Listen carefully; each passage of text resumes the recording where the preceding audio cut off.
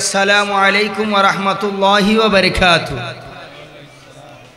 মাশাআল্লাহ, আমরা সকলে বলি আলহামদুলিল্লাহ, আর একটু মহব্বতে বলি আলহামদুলিল্লাহ। এই বাড়ির ওয়াজ পঞ্চমবারের মতো হচ্ছে, নিরবিচ্ছিন্নভাবে একে একে করে 5টা বছর যে অতিক্রম করেছে, এটা করতে পেরে আমরা খুশি না বেজার? আমরা খুশি না বেজার? এই যারা কথা বলছে এরা মনে হয় বেজার হয়েছে। আমরা খুশি না বেজার? মাশাআল্লাহ, খুব সুন্দর। যারা দাঁড়িয়ে আছেন, আমি আশা করব যে এখানে বৃষ্টি পড়েন না, অন্তত সিয়ার টানে হলো বসুন, দেখবেন আল্লাহ পাক আগের চেয়ে অনেক তুলনা বৃষ্টি কমে গেছে। কথা বলুন ঠিক না ঠিক? সেই জন্য আপনারাও বসে যান, যে রাসূলে পাক সাল্লাল্লাহু আলাইহি ওয়াসাল্লাম মিলাদের সম্মানার্থে। তো আমরা যে আমাকে একটা বিষয় দেওয়া হয়েছে, যে রাসূল করিম সাল্লাল্লাহু আলাইহি ওয়াসাল্লামের শানে অবমাননাকারীর শাস্তি ও আমাদের করণীয়, এবং রাসূল করিম সাল্লাল্লাহু আলাইহি ওয়াসাল্লামের প্রতি সাহাবায়ে কেরামের ভালোবাসা থেকে মুসলিম জাতির শিক্ষা। এটা অনেক লম্বা একটা চ্যাপ্টার। এখানে একটা হচ্ছে রাসূল পাকের অবমাননাকারীদের শাস্তি, আর একটা হচ্ছে এই শাস্তি থেকে আমাদের শিক্ষা আসে না নাই? একটু কথা বলুন, শাস্তি থেকে শিক্ষা আসে না নাই? মানুষ ভুল করে, ভুল থেকেও একটা শিক্ষা আছে, এবং মানুষ কোনো বিপদে পড়ছে, বিপদ থেকেও একটা শিক্ষা। একটু কথা বলেন, শিক্ষা। আবার কেউ ইচ্ছাকৃতভাবে বেয়াদবি করেছে, এটার জন্য একটা শাস্তি। এরা কথা বলছেন, এদের জন্য একটা শাস্তি। আর যারা রাসূলকে মুহাব্বত করেছেন, এদের জন্য একটা পুরস্কার নির্ধারিত। এরপর হচ্ছে রাসূল পাক করিম সাল্লাল্লাহু আলাইহি ওয়াসাল্লামের সাহাবাদের রাসূলের প্রতি ভালোবাসা। বলুন, আমরা রাসূলকে ভালোবাসতে চাই কি চাই না? যে রাসূল করিম সাল্লাল্লাহু আলাইহি ওয়াসাল্লাম বলেন, লা ইউমিনু আহাদুকুম হাত্তা আকুনা আহাব্বা ইলাইহি মিন ওয়ালিদিহি ওয়া ওয়ালাদিহি ওয়ান নাসি আজমাইন। হাদিসে পাকের মধ্যে আছে, তোমরা কখনো তোমরা পরিপূর্ণ মুমিন হতে পারবে না। আমরা মুমিন ঠিক আছে, কালিমা পড়ছি ঠিক আছে, মুসলমান ঠিক আছে, কিন্তু পরিপূর্ণ মুমিন হওয়ার নাম রাসূলে পাকের মুহাব্বত। বলুন না সুবহানাল্লাহ। আর একটু মুহাব্বত বলুন, যে আমরা পরিপূর্ণ মুমিন হতে চাই কে চাই না? আল্লাহর নবী বলেন, লা ইউমিনু আহাদুকুম হাত্তা আকুনা হাব্বা ইলাইহি, যতক্ষণ পর্যন্ত মিন ওয়ালিদিহি, তোমার পিতামাতা থেকে, ওয়া ওয়ালাদিহি, সন্তান সন্ততি থেকে, ওয়ান নাসি আজমাইন, আপনার পারিপার্শ্বিক মানুষকে মুহাব্বতের চেয়ে যতক্ষণ নবীর মুহাব্বত বেশি হবে না, নবী বলেন ততক্ষণ তুমি পরিপূর্ণ মুমিন হতে পারে না। বলুন না সুবহানাল্লাহ। তো আমি একটি আয়াতে কারিমা তেলাওয়াত করেছি, যে আয়াতে কারিমা আল্লাহ পাক বলেছেন কে? বলুন, বলেছেন কে? আল্লাহ পাক রব্বুল আলামিন কুরআনে কারীম লাওহে মাহফুজের মধ্যে তিনি ইরশাদ করেন, বিসমিল্লাহির রাহমানির রাহিম, ইন্নাল্লাযীনা ইউযুনাল্লাহা ওয়া রাসূলাহু লা'আনাহুমুল্লাহু ফিদ দুনিয়া ওয়াল আখিরাহ। আমার আল্লাহ পাক ইরশাদ করেন, ইন্নাল্লাযীনা ইউযুনাল্লাহ, যারা আল্লাহকে কষ্ট দেয়, ওয়া রাসূলাহু, সাথে সাথে আল্লাহর নবীকে কষ্ট দেয়, ওয়া রাসূলাহু মানে তাকে, অর্থাৎ আপনাকে, ইয়া রাসূলুল্লাহ, ইয়া হাবিবাল্লাহ, যারা আমি আল্লাহকে কষ্ট দেয়, বলুন আমরা আল্লাহর ভালোবাসা চাই কি চাই না? বলুন আমরা কাকে ভালোবাসি? সাথে সাথে আল্লাহ পাক বলেন ইয়া রাসূলুল্লাহ ইয়া হাবিবাল্লাহ, নবী গো, যারা আপনি নবীকে কষ্ট দেন, আমি খোদাকে যারা কষ্ট দেন, ওয়া রাসূলুহু লানাহুমুল্লাহ, আমি আল্লাহ ঘোষণা দিয়ে দিলাম তাদের উপর আমার আল্লাহ পাক লানত দিয়েছেন, তাদেরকে অভিশপ্ত করেছেন, তাদের উপর নির্যাতন হয়েছে। এবং শুধু হবে দুনিয়ার জমিনে নয়, আল্লাহ পাক বলেন তারা শুধু দুনিয়ার জমিনের মধ্যে নিস্তেনাবুদ হবে তাই না, যারা কবরে যাবে কবরেও তাদের জন্য কঠিন আযাব আছে। এই জন্য রব্বুল আলামিন বলেন ইন্নাল্লাযীনা ইউযুনাল্লাহা ওয়া রাসূলাহু লা'নাহুমুল্লাহু ফিদ দুনিয়া ওয়াল আখিরা। বলুন না সুবহানাল্লাহ। এই জন্য আমরা যদি সূরাতুল লাহাব যদি আমরা যদি খুলি, সূরা লাহাবের মধ্যে আমরা দেখতে পাই সূরা লাহাব কখন নাজিল হয়। আল্লাহ পাক যখন ইরশাদ করেন ওয়া আনদির আশিরাতাকাল আকরাবিন, চিৎকার দিয়ে বলুন না সুবহানাল্লাহ। এই আয়াতে কারিমা যখন নাজিল হয়, এই আয়াতে কারিমা যখন নাজিল হয়, বাতহা নামক একটা স্থান আছে, উঁচু পাহাড়, ওই পাহাড়ের পাদদেশে দাঁড়িয়ে আল্লাহর নবী ডাক দিলেন ইয়া সাব্বাহ, আরবীয় ভাষা, ইয়া সাব্বাহ ইয়া সাব্বাহু, এইভাবে যখন ডাক দিলেন আল্লাহর নবী রাহমাতুল্লিল আলামিন, বাতহা নামক বুখারী শরীফের মধ্যে আছে, সে বুখারী শরীফের সরা ফাতহুল বারীর মধ্যে এইভাবে নোট করেছেন ওয়া আনদির আশিরাতাকাল আকরাবিন, আয়াতখানা যখন নাজিল হয় আমার রব ঘোষণা দিয়ে দিয়েছেন তোমরা আল্লাহ পাকের জিকির করো, এক আল্লাহকে স্মরণ করো, এক আল্লাহর প্রার্থনা করো। কুরাইশদেরকে ডেকে বললেন, আমার নবী বললেন তোমরা মূর্তি পূজা ছেড়ে দাও, তোমরা মানুষকে শরীক করা থেকে, মূর্তির ওই প্রার্থনা থেকে তোমরা আল্লাহকে এক ওয়াহদানিয়তের কথা স্মরণ করে চিৎকার দিয়ে বলুন না সুবহানাল্লাহ। এই ঘোষণা যখন দিলেন আল্লাহর নবী পাহাড়ের পাদদেশে দাঁড়িয়ে আল্লাহর নবী রাহমাতুল্লিল আলামিন দু জাহানের বাদশা নবী ঘোষণা দিয়ে দিলেন।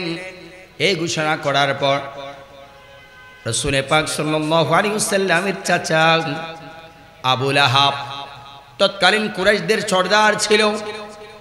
বাবার আমার গভীরভাবে মনোযোগ, কুজুর সূরাতুল লাহাব আমরা সকলেই জানি, নতুন কোনো ওয়াজ না ধরে সূরাতুল লাহাব কেন আপনি ধরেছেন? আমি বললাম হ্যাঁ বাবা আপনারা জানেন বিদায় আমি সেটা ধরেছি, কারণ আমরা সূরা লাহাব পড়তে জানি, কিন্তু তার ভিতর কি আছে সেটা আমরা জানি না। কথা বলুন ঠিক না বেঠিক? সূরা লাহাব সকলেই জানে। মক্তবের মধ্যে যিনি প্রথমে যায়, মক্তবের মধ্যেও তাকে মুখস্থ শেখানো হয় সূরাতুল লাহাব। 12টা সূরা পর্যন্ত, আলাম তারা থেকে সূরা নাস পর্যন্ত প্রায় সময় শেখানো হয়। কিন্তু আমরা সূরা লাহাব, এই সূরা লাহাবের ভিতর কত যে মাহাত্ম্য, নবীর সম্মান, যে মর্যাদা আল্লাহ পাক বুলন্দ করেছেন আমরা জানি না।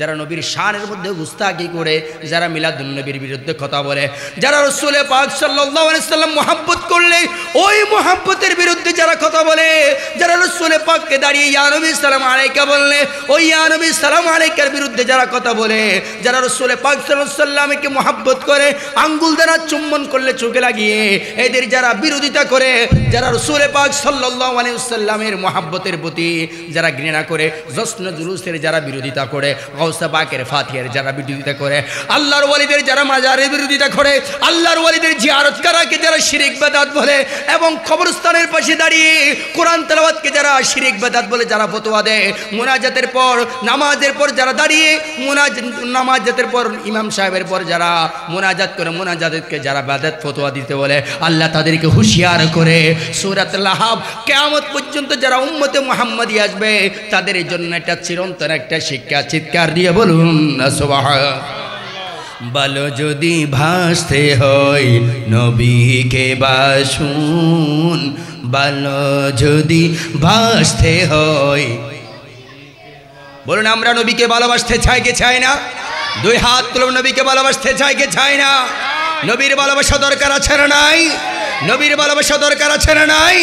একটু মহাব্বতে বলুন, ভালো যদি ভাসতে হয় নবীকে বাসুন, বলুন ভালো যদি বাসতে হয় নবীকে বা, নবী তরনে ভালা নবী বাঁচা লা, নবী তরনে ভালা নবী বাঁচানে ভালা, জানের চেয়েও প্রিয় তাই, প্রাণের চেয়েও প্রিয় তাই নবীকে জানুন, ভালো যদি বাঁচতে হয়। আর একটু মহাব্বতে, ভালো যদি বাঁচতে হয়। বাবার আমার গভীর ভাবে মনোযোগ, সূরাতুল লাহব খুলুন, দেখতে পাবেন বাতহা নামক স্থানের মধ্যে আল্লাহর নবী দাঁড়ালেন। দাঁড়ানোর পর ঘোষণা দিচ্ছেন, ও কুরাইশরা শোনো শোনো শোনো, আবু লাহাব, উনাকে আবু লাহাব কেন বলা হয়? ওই তৎকালীন কুরাইশদের মধ্যে যার সবচেয়ে বেশি সুদর্শন ছিল, সবচেয়ে বেশি সৌন্দর্য ছিল, লম্বা ছিল, টল ফিকার ছিল, আবু লাহাব খুব সুন্দর সুদর্শন একজন বালক ছিলেন, সুদর্শন একজন কাটামো একটা মানুষ ছিলেন ওই আবু লাহাব। এই জন্য ওনার নাম আবু লাহাব। ওই আবু লাহাবের মধ্যে তিনি একটা কাজ করলেন, তিনি তাড়াতাড়ি দৌড়ে আসলেন। যারা কুরাইশ তারাও দৌড়ে দৌড়ে আসলেন। আমার নবী মেসেজ দিচ্ছেন, আমার নবী কোরআনের বাণী শোনাচ্ছেন, আমার নবী ওয়াহদানিয়তের কালিমার দাওয়াত দিচ্ছেন। সাথে সাথে আবু লাহাব বলে উঠল, তাব্বাকা আলিহাদা, তাব্বাকা আলিহাদা দাওয়াতানা ইয়া মুহাম্মদ। এ মুহাম্মদ, নাউজুবিল্লাহ, তাব্বাকা আলিহাদা, আমাদেরকে এই জন্য তুমি ডেকেছো, আমরা কি জানি না তুমি আমাদের চেয়ে নতুন ধর্ম শিখাচ্ছ? আবু লাহাব নবীর বড় শত্রু ছিলেন।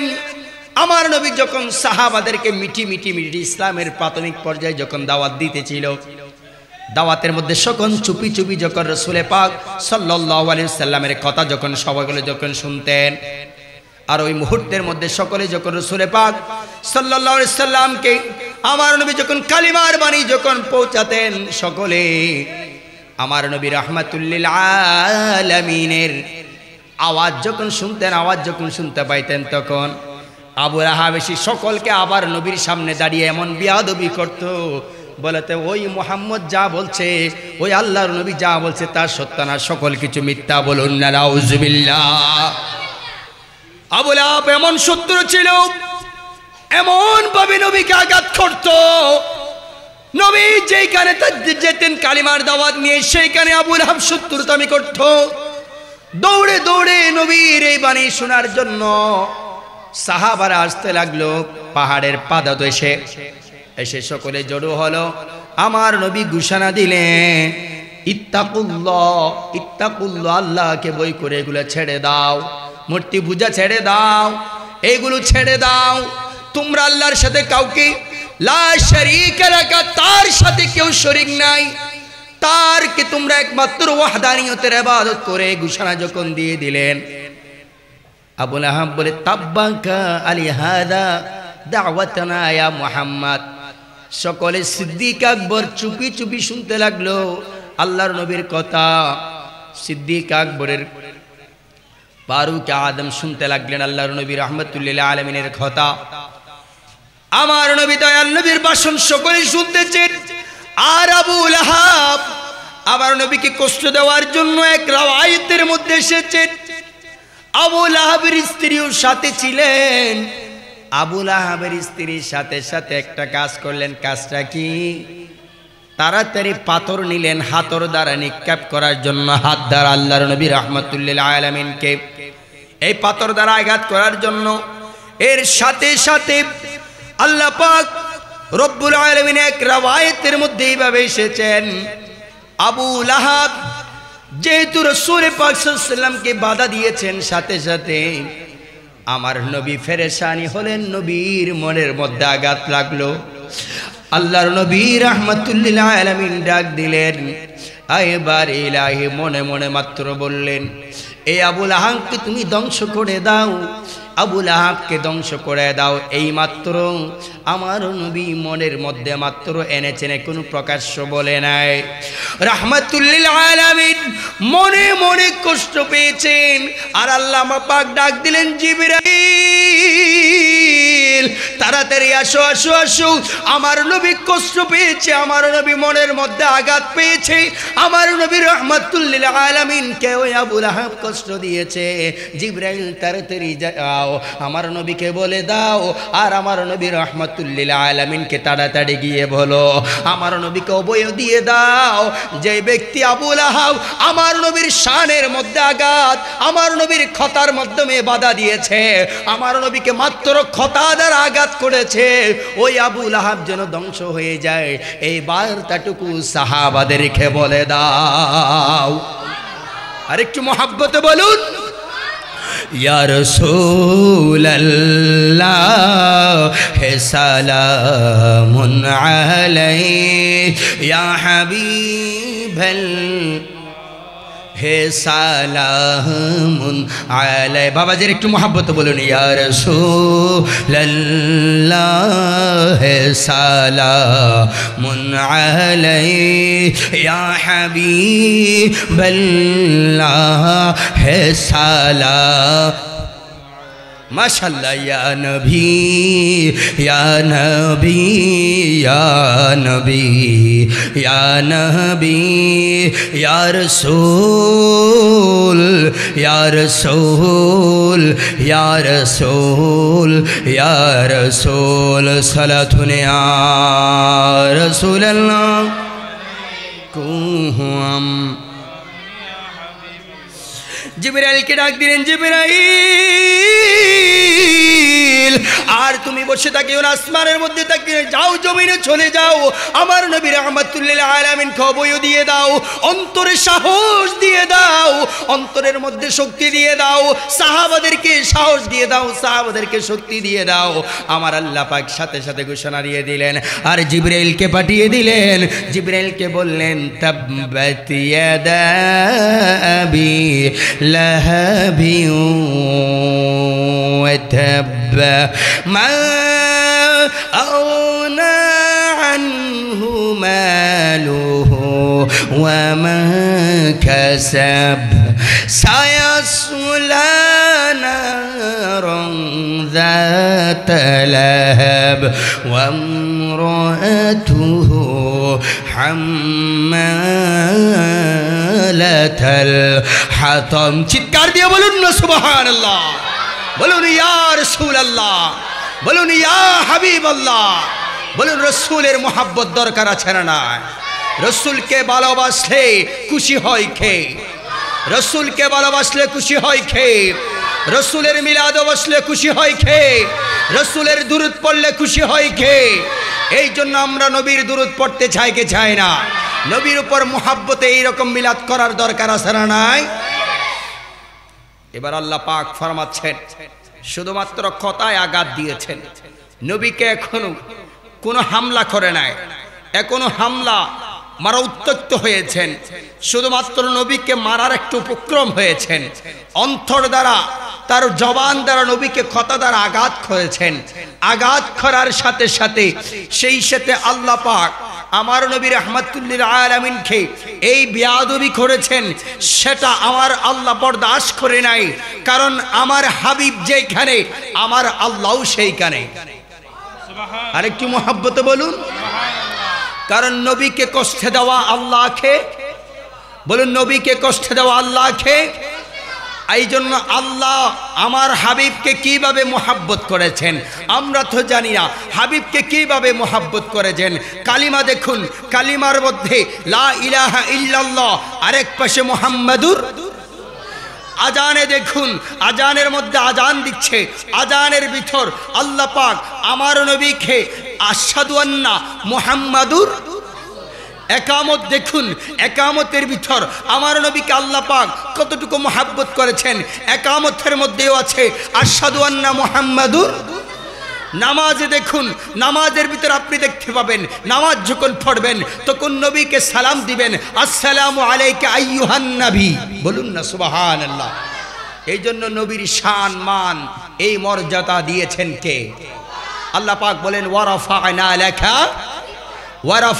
লাকা, কতটুকু শান মান মর্যাদা করেছেন এটা আল্লাহ জানে, চিৎকার দিয়ে বলুন না সুবহানাল্লাহ। আরশ হক হে মসনদ হে রিফাত রসূল की देखनी है हशर में, देखनी है हशर में इज्जत रसूलुल्लाह की साला दुनिया।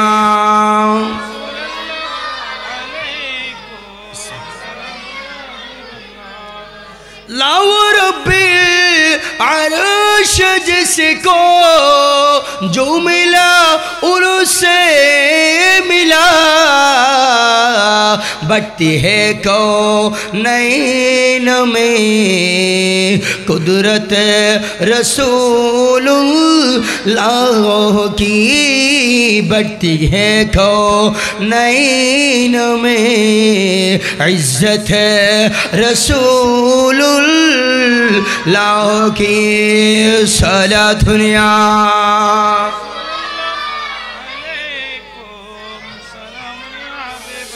বাবারা আমার আল্লাহ পাক ঘোষণা দিয়ে দিচ্ছেন তাব্বাত ইয়াদা আবি লাহাবিন ওয়া তাব। হে জিবরাইল তুমি তাড়াতাড়ি বলে দাও এখনো পর্যন্ত নবী ওইটা আপনার বাতহা নামক স্থান থেকে এখনো সরে, এখনো চলে যায় নাই, এখনো নবী স্থান ত্যাগ করে নাই।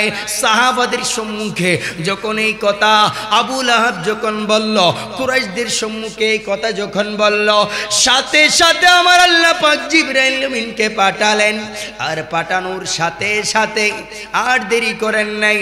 তাব্বাত ইয়াদা আবি লাহাবিন ওয়া তাব, আবু লাহাবের দুই হাত ধ্বংস হোক। আর একটু মহাব্বত বলুন, আবু লাহাবের কয় হাত ধ্বংস হোক? আবু লাহাবের দুই হাত ধ্বংস হোক। এইবার আসুন আল্লাহ পাক বলছেন মা আগনা আনহু মালুহু ওয়া মা কাসাব, তার দুই হাত তো ধ্বংস হবেই, এটা তো হওয়ারই কথা, কারণ ফরমান দিয়েছেন কে? এই ফরমান খা দুই হাত ধ্বংস হোক। এরপর মা আগনা আনহু মালুহু ওয়া মা কাসাব, সে যা অর্জন করেছে, যে যশ তার আছে, যে খ্যাতি তার আছে, এলাকার যে সম্মানিত তার আছে, কোন ধরনের সম্মান তার থাকবে না, চিরতরে সেই একজন নিস্তেনাবুদ হয়ে যাবে, বলুন না সুবহানাল্লাহ। এরপর আল্লাহ পাক বললেন ওয়ামরাআতুহু হাম্মালাতাল, বলুন ওয়ামরাআতুহু হাম্মালাতাল, এবং সে অনতিবিলম্বে সায়াসলা নারান যাতা লাহাব, আবু লাহাব অতি সত্বর সে জাহান্নামের আগুনের মধ্যে নিক্ষিপ্ত হচ্ছেই হবে, বলুন না সুবহানাল্লাহ। আর একটু মহাব্বতে বলুন। এরপর ওয়ামরাআতুহু হাম্মালাতাল হাতাব, সে তার যে স্ত্রী আছে, এই স্ত্রীটা কেমন স্ত্রী? এইবার আল্লাহ পাক আবু লাহাবকে শুধু বদদুয়া করেছেন তাই না, তার যে স্ত্রী, তাকে যিনি সহযোগিতা করত, উনার ওয়ামরাআতুহু তার স্ত্রী হাম্মালাতাল হাতাব, সে একজন এমন নারী যে সুগুলকুরি পরনিন্দা করে মানুষের কাছে কথা গিয়ে বিক্রি করে, এমন একজন সে নারী যে চরিতার্থ একজন মহিলা, চিৎকার দিয়ে বলুন না সুবহানাল্লাহ। এরপর রব্বুল আলামিন বলেন ফি ওয়ামরাআতুহু হাম্মালাতুল হাতাব ফি জিদিহা হাবলুম মিন মাসাদ। এই কথা সে যখন বলেন, হাম্মালাতুল হাতাব অর্থ হলো ইন্ধনদাতা, সে বিভিন্ন ঘরে ঘরে গিয়ে মানুষকে, মহিলাদেরকে ইন্ধন দেয়, বিভিন্ন ধরনের কথাবার্তার মধ্যে লিপ্ত হয়ে যায় যেগুলা মানুষ কষ্ট পায় এমন কাজ। এরপর পিজি দিহা হাবলুম মিন মাসাদ, এবং শুধু তাই না, পিজি দিহা হাবলুম মিন মাসাদ, তার গলদেশে খেজুরের গাছের রজ্জু নিম্নে এইভাবে করে আছে। এই ঘটনার পর আবু লাহাবের শাস্তি, আবু লাহাবের পুত্রদের শাস্তি, আবু লাহাবের কন্যার শাস্তি কিভাবে হয়েছেন হাদিসের মধ্যে আছে। উম্মে জামিল, আবু লাহাবের একটা কন্যা ছিল। উম্মে জামিল একটা আবু লাহাবের কন্যা ছিল। একদিন আমার নবীর বদদুয়া কিভাবে কবুল হয়ে যায়। উম্মে জামিল আবু লাহাবের স্ত্রী, স্ত্রীর কন্যা আবু লাহাবের কন্যা। উম্মে জামিল ঘর থেকে বের হয়া একদিন খানে কাবার মধ্যে গেলেন। ফতহুল বারির মধ্যে এটা নোট করেছেন, বুখারী শরীফের সরার মধ্যে আছে। উম্মে জামিল আমার নবীকে কষ্ট দেওয়ার উদ্দেশ্যে খানে কাবার মধ্যে প্রবেশ করলেন। আমার নবী বসা অবস্থায় আছে। সিদ্দিক আকবর রাদিয়াল্লাহু তাআলা আনহু বলেন, ইয়া রাসূলুল্লাহ, ইয়া হাবিবাল্লাহ, ওই নষ্ট ডাইনি মহিলা, ওই ডাইনি মহিলাটা আপনাকে এসে কষ্ট দিবে, সাহাবাদের সামনে আমার নবীকে লাঞ্ছনা করবে, আমার নবীকে লাঞ্ছনা করবে। এটা সাহাবারা কখনো বরদাস্ত করে না। এই জন্য সাহাবাদের সিদ্দিক আকবর বললেন, ইয়া রাসূলুল্লাহ, ইয়া হাবিবাল্লাহ, আমি সামনে থেকে আপনি একটুখানি পিছনে থাকুন। ফারুক আজম বলেন, ইয়া রাসূলুল্লাহ, ওই মহিলাকে আমি মারবো, কতল করব, হত্যা করব। রাসূল বলেন, না না না না না, ও ফারুক আজম, একটুখানি থামো। আমাকে কোথাও নিয়ে যেতে হবে না, আড়াল দিতে হবে না, আমাকে আড়াল করবেন তিনি কে? ও আমার সাহাবারা, তোমরা ভয় করো না। কুলিল্লাহুম্মা মালিকাল মুলকি তুতিল মুলকা মান তাশাউ ওয়া তানজিউল মুলকা মিম্মান তাশাউ ওয়া তুইজ্জু মান তাশাউ ওয়া তুযিল্লু মান তাশাউ। যিনি ইজ্জত দেন তিনি কে? যিনি বেইজ্জত করেন তিনি। এই জন্য আমরা চাই কার কাছে? আল্লাহর কাছে। গভীরভাবে মনোযোগ। আমার প্রিয় নবী রাহমাতুল লিল আলামিন বলেন, সাহাবারা, ইয়া রাসূলুল্লাহ, ইয়া হাবিবাল্লাহ, আপনাকে একটু আড়ালে রাখি, আমি সামনে যাই। সিদ্দিক আকবর বলেন, আমি সামনে যাই, হয়তোবা আমি সামনে থাকলে কিছু বলবে না। আমার নবী রাহমাতুল লিল আলামিন বলেন, ও সাহাবা, শুনো শুনো শুনো শুনো, কোথাও যাইতে হবে না, আমাকে আড়াল করতে হবে না, আমার সামনে তোমাদের থাকতে হবে না। আমার আল্লাহ পাক, আমি বসে থাকবো। এই উম্মে জামিল, আবু জাহালের ওই আবু লাহাবের ওই কন্যা উম্মে জামিল, আমি নবী বসে থাকবো, তোমাদেরকে দেখবে, কিন্তু আমাকে ওই উম্মে জামিল দেখবে না। আল্লাহ পাক কোরআনে পাকের মধ্যে সূরাত ইসরার মধ্যে 15তম পারার মধ্যে আল্লাহ পাক ইরশাদ করেন, ওয়া ইযা কুরিয়াল কুরআনু জাআলনা بينك وبين الذين لا يؤمنون بالآخرة جمعا। চিৎকার দিয়ে বলুন না সুবহানাল্লাহ। وإذا قرئ القرآن جعلنا بينك وبين الذين لا يؤمنون। যখন কোন কুরআন তেলাওয়াত পাঠ করে, লা ইউমিনুনা বিল আখিরাতি, যারা আখিরাতকে যারা বিশ্বাস করে না, আখিরাতের প্রতি যাদের ঈমান নাই, ও সাহাবা শোনো শোনো, যখন তুমি কোরআন তেলাওয়াত করবা, তোমার উপরে যদি বিপদ আসে, তুমি কোরআন তেলাওয়াত পাঠ করো, বেশি বেশি কোরআন তেলাওয়াত করো। কোরআন তেলাওয়াত আসলে তোমার যত ইহুদি নাসারা, যত শত্রু থাকুক না কেন, তুমি যদি কোরআন পাঠ সাথে রাখো, কোরআনকে যদি মহাব্বত করো, যদি কোরআন তেলাওয়াত করো, ও সাহাবা শোনো শোনো শোনো শোনো শোনো, কখনো তোমাকে সেই দেখতে পাবে না, তোমাকে কখনো সে ক্ষতি করতে পারবে না, তোমাকে কখনো সে কষ্ট দিতে পারবে পারবে না যদি তুমি কোরআনকে মহাব্বত করো। আর একটু মহাব্বতে বলুন। আল্লাহ পাক এই কথা বলার পর উম্মে জামিল সামনে আসলেন, আমার নবীকে দেখে নাই। উম্মে জামিল সামনে আসার পর আমার নবীর সামনে থেকে তিনি চলে গিয়েছেন। দেখার পর দেখতেছেন এইখানে তো নবী নাই। চিৎকার দিয়ে বলুন না সুবহানাল্লাহ। अव्वल आखिर सब कुछ जाने देखे बईदो करीम गायब की खबर देने वाला गायब की खबरी। जिन्हें खबर दें तिनी खे बोलें, जिन्हें खबर दें तिनी खे। अव्वल आखिर सब कुछ जाने বাবার আমার গভীর ভাবে মনোযোগ। আবু লাহাব কিভাবে ধ্বংস হয়েছে শুধু তাই না, ওনার কন্যা ধ্বংস হয়েছে তাই না, ওনার স্ত্রী ধ্বংস হয়েছে তাই না, ওনার দুইটা সন্তান ছিল, যেই দুই সন্তানের সাথে আমার নবী রাহমাতুল লিল আলামিনের দুই কন্যার সাথে শাদী হয়েছিল। শাদী হয়েছেন, তবে বাসর রাতের আগেই আবু লাহাব যেহেতু ধনাঢ্য একজন ব্যক্তি ছিল, প্রভাবশালী যেহেতু একজন ব্যক্তি ছিল, আমার নবীর সাথে সাথে আমার নবীর দুই কন্যার সাথে আবু লাহাবের দুই পুত্রের সাথে শাদী হয়েছিল। কিন্তু শাদী হয়েছেন ঠিক আছে, তবে ওই বাসর রাতের আগে তালাক হয়ে গেছে। আবু লাহাব আমার নবীর কন্যা দ্বয়কে তালাক দিয়েছেন। আমার নবীর রাহমাতুল লিল আলামিন বড় ইসলামের প্রাথমিক সময় বড় কষ্ট পেয়েছেন, অন্তরের মধ্যে বড় আঘাত পেয়েছেন, যেহেতু আমার নবীর মান সম্মান হানি করেছে। সাথে সাথে আমার নবী আল্লাহ পাকের কাছে দোয়া করছেন, আল্লাহর কাছে যখন আরজি দিয়েছেন, ও আবু লাহাবের দুই পুত্রকে ধ্বংস করুন। এই কথা বলার সাথে সাথে একদিন সিরিয়ার উদ্দেশ্যে রওনা হলেন।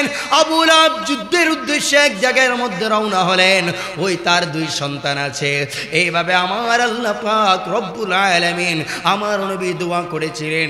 দুয়ার বদৌলতে ওই সিরিয়াতে যাওয়ার সময় প্রতিমধ্যে বাগের যখন নিশির যখন রজনী হয়ে গেছে, পাহাড়ের পাদদেশে হেঁটে হেঁটে যাচ্ছিলেন।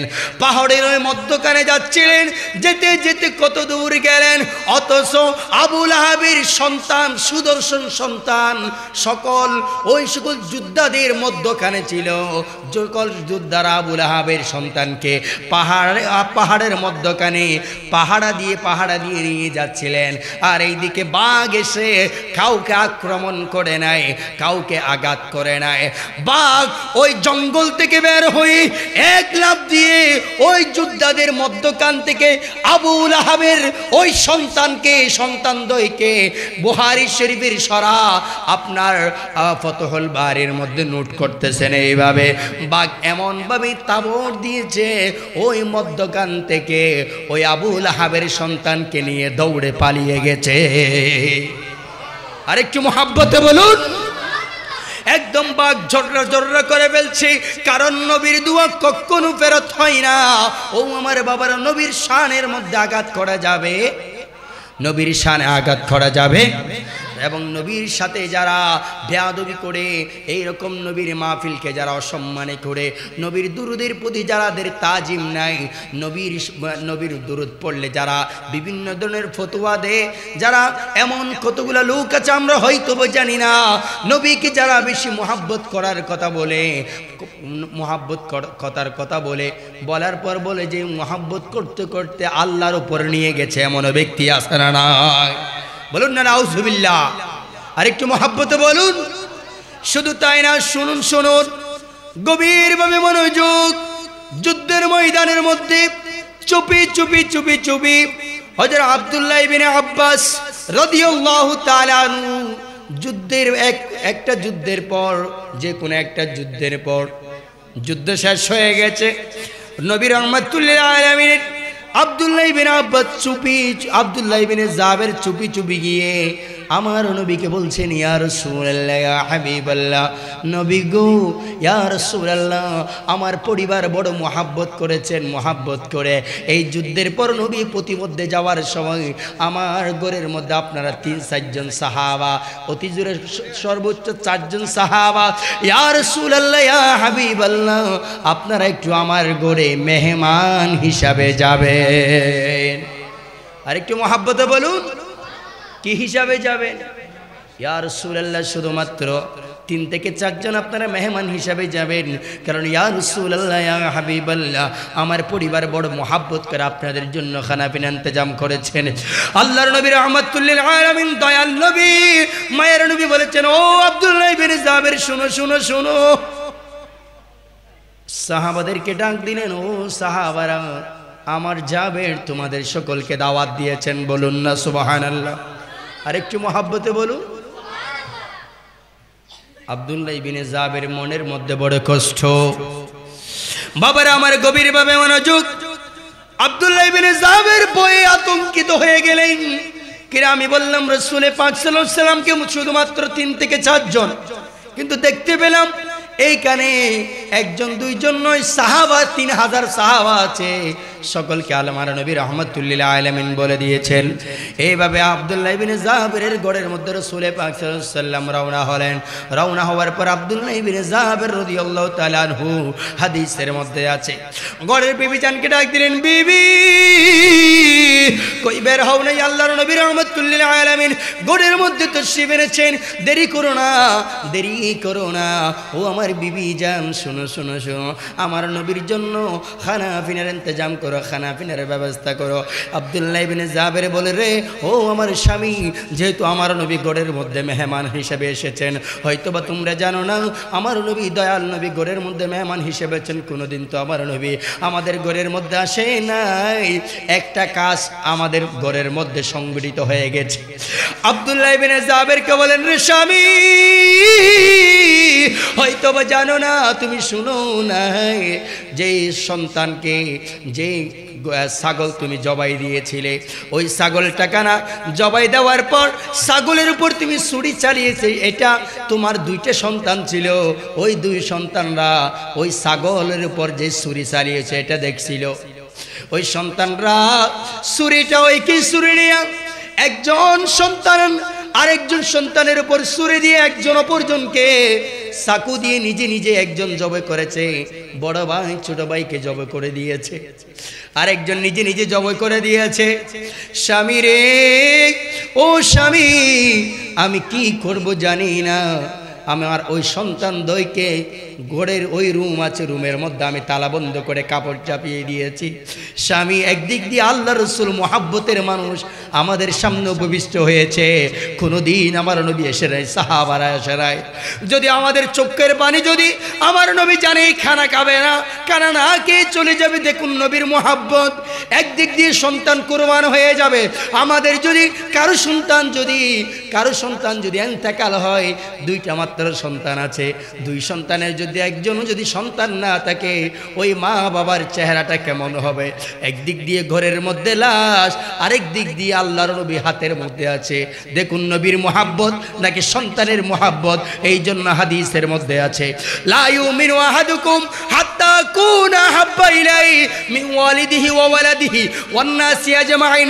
যতক্ষণ পর্যন্ত তোমার সন্তানের চেয়ে নবীর মুহাব্বত বেশি হবে না, ততক্ষণ পর্যন্ত কখনো পরিপূর্ণ মুমিন হতে পারবে। বাবারা আমার গভীরভাবে মনোযোগ। এইভাবে বলতে বলতে স্বামীকে বললেন, ও স্বামী, ঘরের মধ্যে তাদেরকে শুইয়ে দিয়েছে, কোনো ধরনের ডাকাডাকি করা যাবে না, কোনো ধরনের কান্নার আওয়াজ শোনা যাবে না। আমার নবী হয়তোবা আমাদের ঘরে আর কোনো দিরাহান গ্রহণ করবে না। স্বামী এই কথা বলার পর শেষ করেছেন।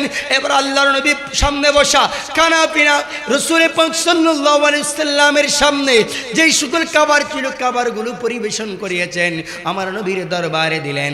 আমার নবীকে বললেন, ইয়া রাসূল, আমার নবী রাহমাতুল লিল আলামিন ডাক দিলেন, ও আব্দুল্লাহ ইবনে জাবের, শোনো শোনো শোনো শোনো, ও জাবের তুমি শোনো, দেরি করে যাবে না, আমরা সকলেই খানা খাবো। আমি খানা পিনা যা আছে আমি নবীর সামনে উপবিষ্ট করে দাও। আমার নবীর সামনে খানাগুলো পরিবেশন করা হলো। বাবারা আমার গভীরভাবে মনোযোগ, নবীর সামনে যখন খানা আনলেন, খানাগুলো পরিবেশন করা হলো।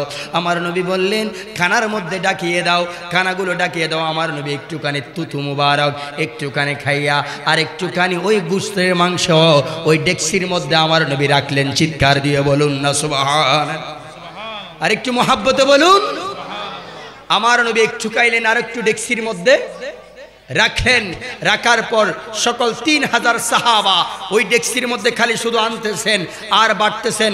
সাহাবারা কাচ্ছেন, বাড়তেছেন, সাহাবারা কাচ্ছেন। 100 200 নয়, 500 নয়, 1000 নয়। আমাদের এখানে 3000 মানুষের যদি খানা পিনা আয়োজন করতে হয় কমপক্ষে 6টা গরু লাগবে। কথা বলুন ঠিক না বেঠিক?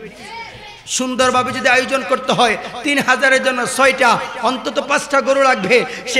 সেইখানে শুধুমাত্র একটা ছাগল দিয়া যেই একজন নয়, দুইজন নয়, 100 200 নয়, 3000 সাহাবা রাসূল পাক সাল্লাল্লাহু আলাইহি সাল্লামের মুহাব্বতে, এই মুখের জবানের মুহাব্বতে, ওই মাংসের টুকরার মুহাব্বতে একটা ছাগল দিয়ে 3000 খানা পরিবেশন করিয়েছেন। বলুন না সুবহানাল্লাহ।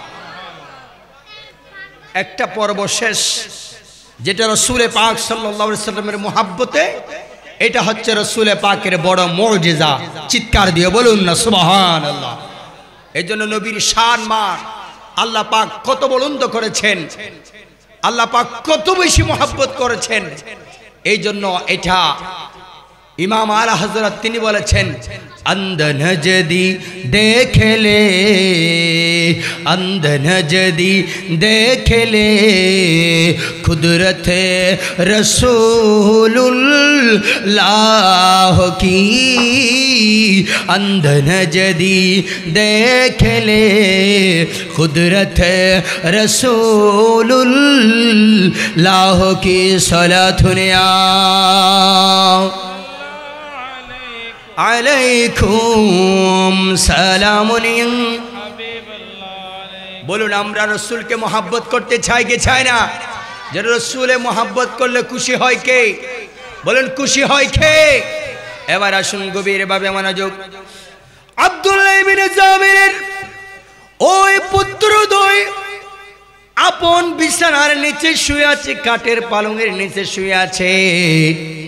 আমার নবী ডাক দিলেন, আব্দুল্লাহ ইবনে জাবের, এত সুন্দরভাবে খানা পিনা পরিবেশন করায়েছো, আমি একটু দেখতে চাই। তোমার 2টা বালক আছে, ওই বালককে একটুখানি দেখতে চাই, একটু সামনে নিয়ে আসো না। চিৎকার দিয়ে বলুন না সুবহানাল্লাহ। আমার নবীকে চুপি চুপি এই কথা বলতেছেন, ইয়া রাসূলুল্লাহ, যেন সাহাবারা না শুনে। ইয়া রাসূলুল্লাহ, ইয়া হাবিবাল্লাহ, যেই ছাগল আমি আপনার জন্য জবাই করেছিলাম, যেই ছাগল আপনি নবীর কদমের মধ্যে সঁপে দিয়েছিলাম, যেইগুলা খানা পিনা রান্না বান্না করেছি, ইয়া রাসূলুল্লাহ, ইয়া হাবিবাল্লাহ, আপনি হয়তোবা আমার সন্তান দয় নাবালক, আমার সন্তান দয় অবুঝ, আমার সন্তান বুঝ খেয়াল নাই তেমন, এখনো মাত্র সবেমাত্র বালক, কচি বালক। এই সন্তানরা ছাগলের যেভাবে জবাই করেছি, একজন বড় ভাই ছোট ভাইকে তো জবাই করে দিয়েছে। ইয়া রাসূলুল্লাহ, ইয়া হাবিবাল্লাহ, শুধু ছোট ভাই বড় ভাইকে জবাই করেছেন তাই না, যখন জবাই শেষ হয়ে গিয়েছে বড় ভাই নিজে নিজে সেটা জবাই নিজেকে নিজে জবাই দিয়েছেন। ইয়া রাসূলুল্লাহ, ইয়া হাবিবাল্লাহ, আপনাদের ব্যাঘাত সৃষ্টি হবে বিদায় ইয়া রাসূলুল্লাহ আপনাকে জানানো হয় নাই, সাহাবারা কষ্ট পাবে এই জন্য আপনাকে জানানো হয় নাই। বলুন না আল্লাহু আকবার। আরেকটু মহাব্বতে বলুন আল্লাহ, আরেকটু মহাব্বতে আল্লাহ, আল্লাহু আকবার। ধ্বনি এত বড় আওয়াজ, বলুন আল্লাহ। একবার যদি আল্লাহু আকবার ধ্বনি বলে, হাসরের ময়দানে যখন কঠিন মুসিবত হবে, মুসিবত আমাদেরকে যখন মিজানের মধ্যে আল্লাহ পাক দণ্ডায়মান ওই পাল্লার মধ্যে যখন আরোহণ করবেন, আল্লাহ পাক বলেন হাসরের ময়দানে উম্মতে মুহাম্মাদিকে এমন কিছু আমল দিয়ে পার করাই দিব, যে আমলগুলো আমি আল্লাহ পাক বান্দাদেরকে বলি নাই। কেমন আমল?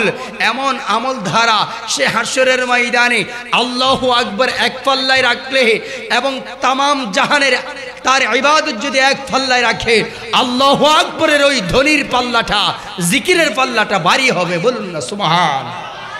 আরেকটু মহাব্বতে বলুন।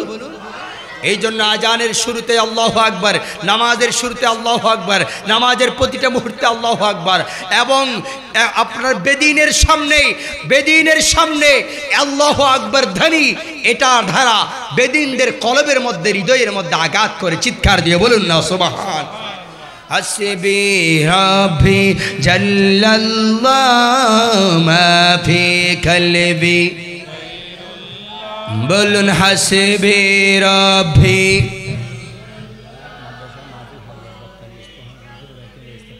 গায়রুল্লাহ নূর মুহাম্মদ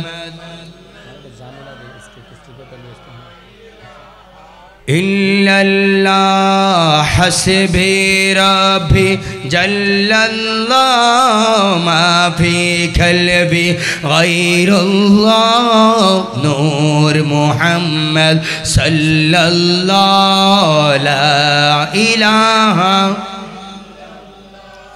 لا معبود إلا الله لا موجود إلا الله لا مقصود إلا الله لا إله إلا الله بلن حسبي ربي